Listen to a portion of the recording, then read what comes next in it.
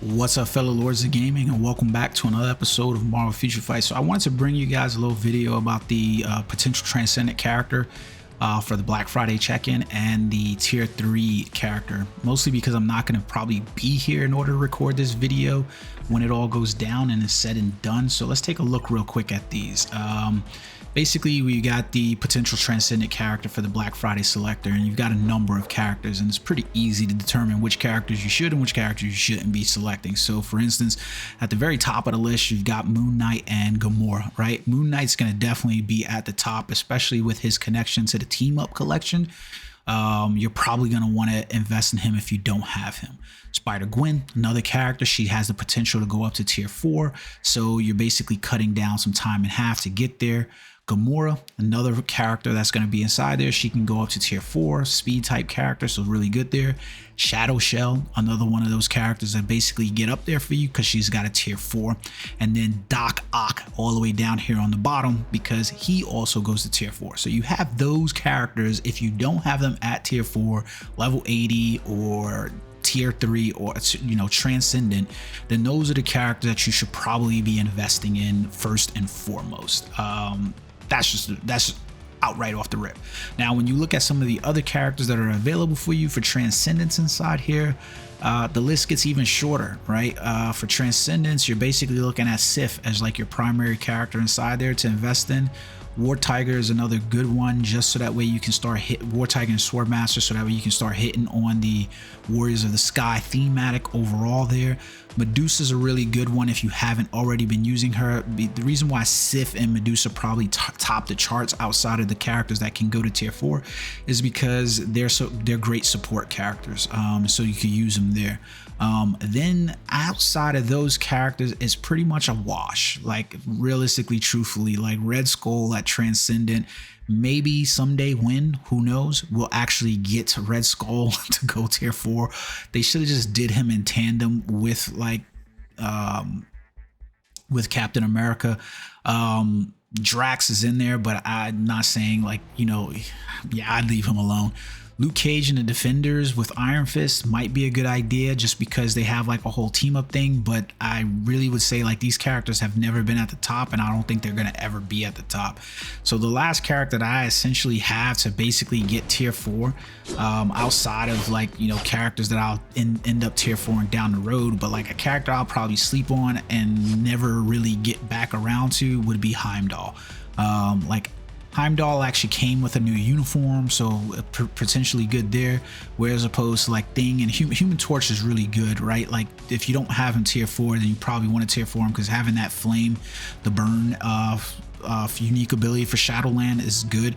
Having Heimdall is less because he only has the the superhero and alien type tag or whatever, but it's not really helpful there. So Heimdall is going to be my selector for it. That's the order in which I would say. So pretty much go with the tier 4 characters if you don't, and then start looking at the 2 support characters in Medusa and Medusa and SCUF.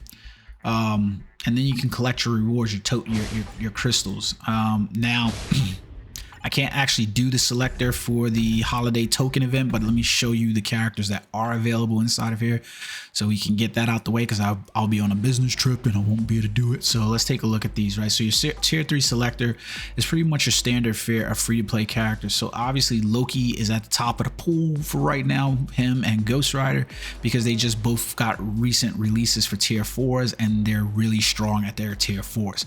I think Hulk has lost some of his value, where Spider-Man has still maintained value, so he's a pretty good. So those would be my initial 3, along with Black Bolt would be like, those are meta characters in my opinion right now.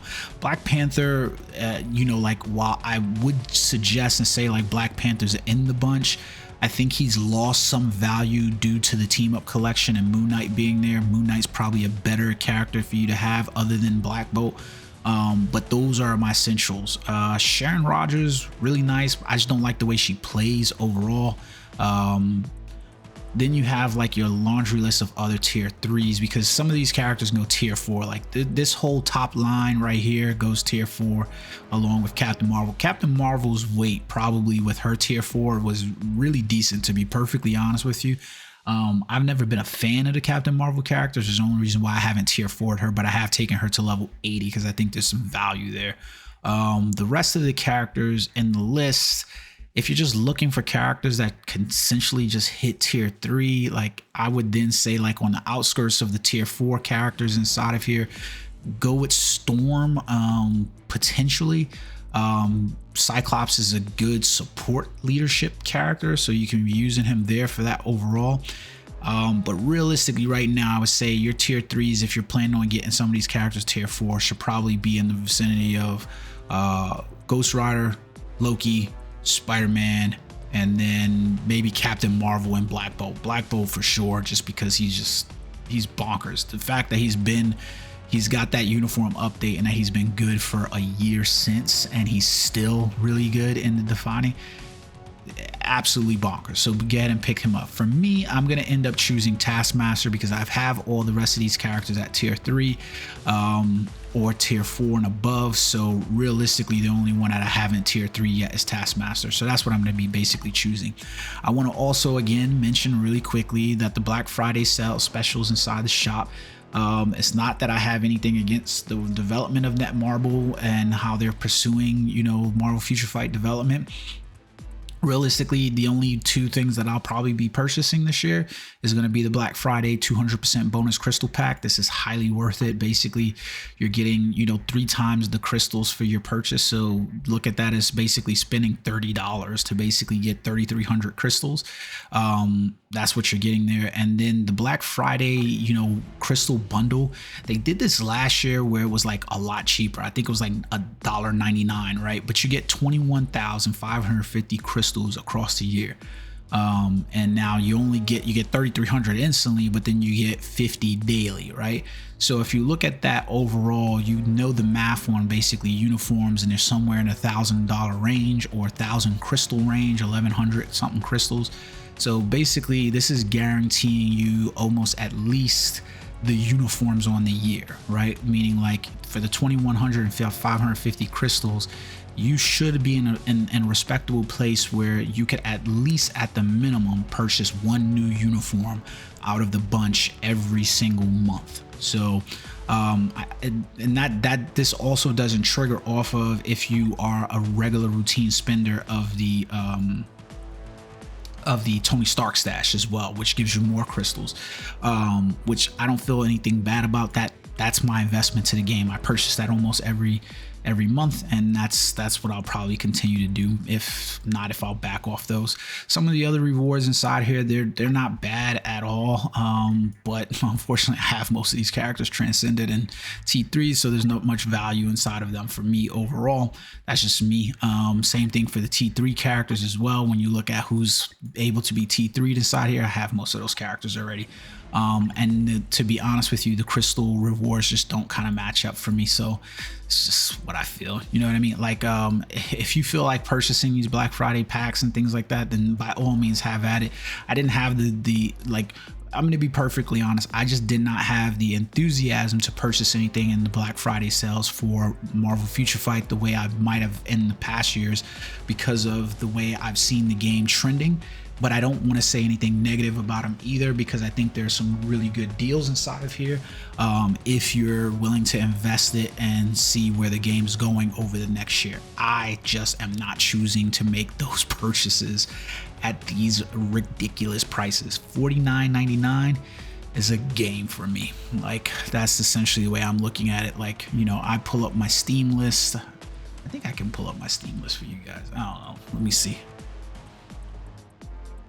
Yeah, let's see. If I was to run Steam, oh, Windows cannot find my Steam. I don't know why, but it can't.